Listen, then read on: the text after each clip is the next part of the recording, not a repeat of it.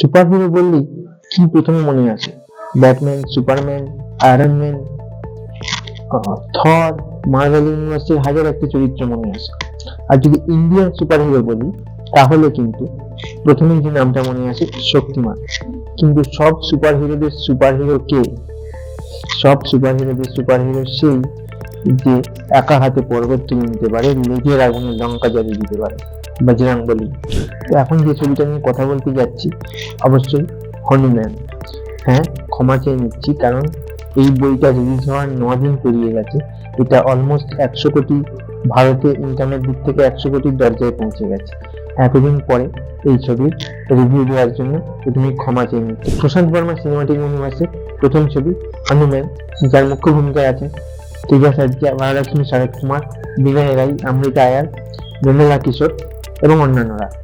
এই ছবির ট্রেলার রিভিউতে কিন্তু বলেছিলাম যে স্মল বাজেট মাস্টারপিসের মধ্যে কার্তিকেয়া, কান্তারার পরে কিন্তু এবার হনুমানের পালা, এবং এটা কতটা মাস্টারপিস হতে পারলো সেটাই এই ভিডিওতে আলোচনা করবো। চলুন শুরু করা যায়। এটা ট্রেলারে যা ভিজুয়াল দেখেছিলাম এবং সেটা নিয়ে যা আশা করেছিলাম সেরকমই হয়েছে। অসাধারণ ভিজুয়াল এক্সপিরিয়েন্স ছিল, বিশেষ করে থিয়েটারে দেখলে একটা অসাধারণ এক্সপিরিয়েন্স আপনারা পাবেন। কিন্তু গল্পের কথা যদি বলি, ট্রেলার রিভিউতে আমি কিছু গল্প নিয়ে প্রেডিকশন করেছিলাম, যেটা সিনেমায় কিন্তু কিছু ক্ষেত্রে ম্যাচ করেনি। তো এই সিনেমার গল্প যদি সংক্ষেপে বলি, হনুমন্তু যে থাকে অঞ্জনিয়াদ্রি গ্রামে, এবং এই অঞ্জনিয়াদ্রি এমন একটা গ্রাম যেখানে এখনো লোকতন্ত্র পৌঁছয়নি। একটা পালোয়ানের গোষ্ঠী এই গ্রামের সবকিছু কন্ট্রোল করে এবং যথারীতি তারা গ্রামের মানুষের উপর অন্যায় অত্যাচারও করে। তো এদের বিরুদ্ধে যে লড়াই, সেটা হনুমানটুকে লড়তে হয়। তো অন্যদিকে এই সিনেমার যে মেন ভিলেন, যাকে দিয়ে সিনেমাটা শুরু হয়, সে ছোটবেলা থেকে এই সমস্ত সুপার হিরো ক্যারেক্টারের প্রতি অবসেসড। অর্থাৎ সে চায় যে সে বড় হয়ে সুপার হিরো হবে এবং সেরকম শুট করবে, এবং সে সত্যি সত্যি সেরকম গ্যাজেটও বানায়।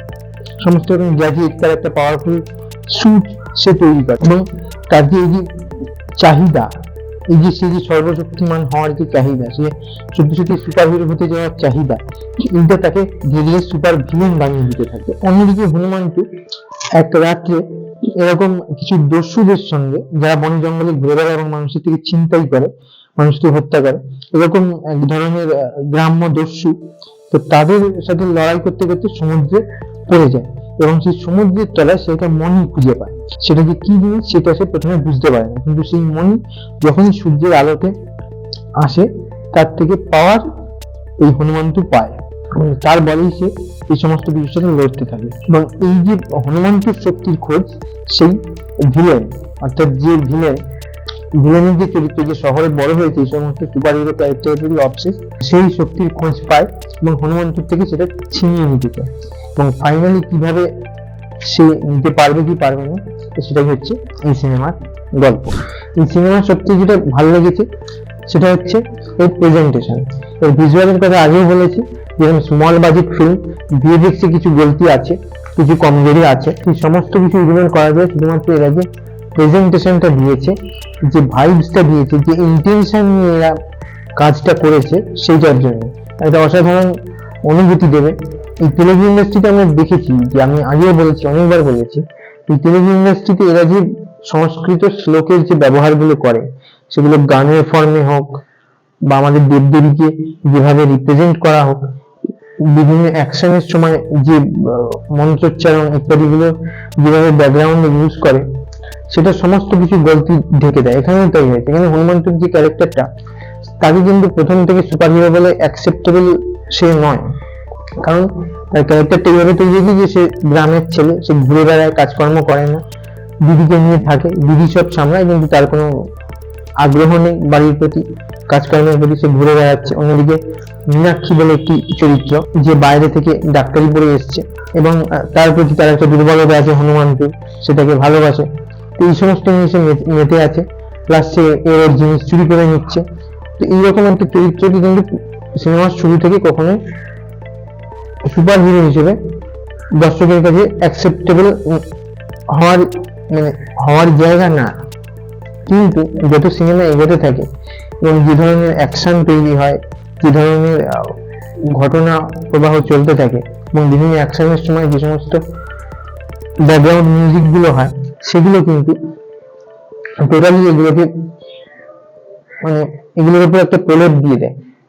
এবার আসছে দ্বিতীয় কথা হচ্ছে ক্লাইম্যাক্স। এরকম ক্লাইম্যাক্স খুব কম হয়েছে, এবং একটা ক্লাইম্যাক্স পুরো সিনেমার যত ফল্ট ছিল সব ফল্ট ঢেকে দিয়েছে। এই শুরু থেকে ক্লাইম্যাক্সে যে ঘটনাগুলো ঘটলো, তার সঙ্গে লাস্টে গিয়ে বজরংবলীর চরিত্র, রামায়ণের বিভিন্ন ঘটনা এবং রামায়ণ পরবর্তী বিভিন্ন ঘটনা, সেখানে ফিকশন থাকতেও পারে, কিন্তু সেগুলোকে কানেক্ট করে ব্যাকগ্রাউন্ডে হনুমান চালিসার সাথে যেভাবে ক্লাইম্যাক্সটা তৈরি করেছে, গুজবাম্প দিতে বাধ্য। এবং সিনেমা পরবর্তী সময় আপনি একবার প্রণাম করেই উঠতে হবে। এইরকম প্রেজেন্টেশন, এরকম ক্লাইম্যাক্স অসাধারণ। এবং এখানে আর একটা কথা না বললেই নয়, যেটা হচ্ছে ভিলেন, যেটা এই সিনেমার গল্পের দিক থেকে নেগেটিভ হলো, এই পয়েন্টটা কিন্তু একটা পজিটিভ পয়েন্ট, যে স্যুট পরলেই সে সুপার হিরো নয়, সুপার ভিলেনও হতে পারে। এখানে স্যুট পরা যে চরিত্রকে আমরা দেখতে পাই, সে কিন্তু সুপার হিরো নয়, সুপার ভিলেন। এবং ক্ষমতা, সুপার হিরো হওয়ার যে লোভ, সেইটা তাকে সুপার ভিলেন বানিয়ে দিয়েছে। এবং এই সিনেমায় যে বজরংবলী, যে সিনেমার লাস্ট শেষে গিয়ে যে বজরংবলীর চরিত্রটিকে শুরু থেকে দেখানো হয়নি, এবং শেষে গিয়ে যেমন বজরংবলী প্রকট হচ্ছে, ওটা অসাধারণ ছিল। এবং এটা রানা ডগ্গুবতী এই বজরংবলীর ভূমিকাটা করে। এবং এই সিনেমার এতগুলো ভালো দিকের পাশাপাশি কিছু খারাপ বা নেগেটিভ পয়েন্টও আছে, যেগুলো এক এক করে বলছি। যে প্রথম নেগেটিভ পয়েন্ট হচ্ছে এর স্টোরি টেলিং। স্টোরি শুরু হচ্ছে ভিলেনের ক্যারেক্টার দিয়ে, তার ছোটবেলা থেকে দেখিয়ে, এবং সে যে কিভাবে এটার প্রতি অবসেসড হলো এবং সে যে ভিলেন হয়ে উঠছে, সেটা কিন্তু শুরুতেই দেখিয়ে দিল। কিন্তু তারপরে যখন হনুমন্তের ক্যারেক্টারের এন্ট্রি হচ্ছে, তার যে অঞ্জনিয়ার যে গ্রামটা দেখাচ্ছে, তার লাইফটা যখন দেখাচ্ছে, তখন কিন্তু সেই মেন ভিলেনটাকে পুরোপুরি অফ করে দেওয়া হচ্ছে। এটা কিন্তু একটা খাপছাড়া ভাব সৃষ্টি করছে, যেটা গল্পের কন্টিনিউটিটা বজায় রাখতে পারছে না। যখন আবার নতুন করে এই ক্যারেক্টারটা এন্ট্রি হয় হনুমন্তদের গ্রামে, সেইটা কিন্তু তখন হঠাৎ করেই চলে এলো মনে হচ্ছে। দ্বিতীয় কথা হচ্ছে যে হনুমন্তের চরিত্রটাকে একটা সুপার হিরো ক্যারেক্টার হিসেবে ডেভেলপ করা হচ্ছে, সেখানে তার একটা গার্লফ্রেন্ডের জায়গায় দিক থেকে দেখাতে গেলে মীনাক্ষীকে দেখিয়েছে, অর্থাৎ অমৃতা রায় যে চরিত্রটা করেছে। তো তার প্রতি হনুমন্তের যে দুর্বলতা, তো সেই লাভ অ্যাঙ্গেল, সেই রোমান্সটাকে প্রয়োজন বেশি সময় দিয়ে ফেলছে। এটা এই ধরনের সুপার হিরো ক্যারেক্টারের ক্ষেত্রে হওয়া উচিত নয়। মানে ওই লাভ অ্যাঙ্গেলটা ফোকাসে চলে আসছে, সেটা কিন্তু একটা টিপিক্যাল যে নায়ক নায়িকা কমার্শিয়াল ফিল্মের মতোই লাগছে, যেটা কমানো উচিত ছিল।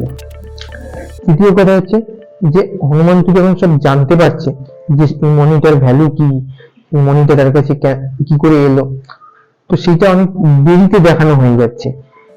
কারণ আমি ব্যক্তিগতভাবে বারবার চাইছিলাম যে ওই মনির শক্তি ছাড়া হনুমন্তের চরিত্রটা কি করতে পারে সেটা দেখতে, তো সেটা এখানে পেলাম না। যদিও এটা নিয়ে আর কি আমার ভাবনা আছে সেটা আমি অন্য একটা ভিডিওতে বলবো, কিন্তু এখানে সেটা পেলাম না। যে মনিটা পাওয়ার পর তার সেই শক্তিটা তো পাচ্ছে, কিন্তু সে সেটার ভ্যালু বোঝার চেষ্টা করছে না, তার মধ্যে কোনো ম্যাচুরিটি আসছে না।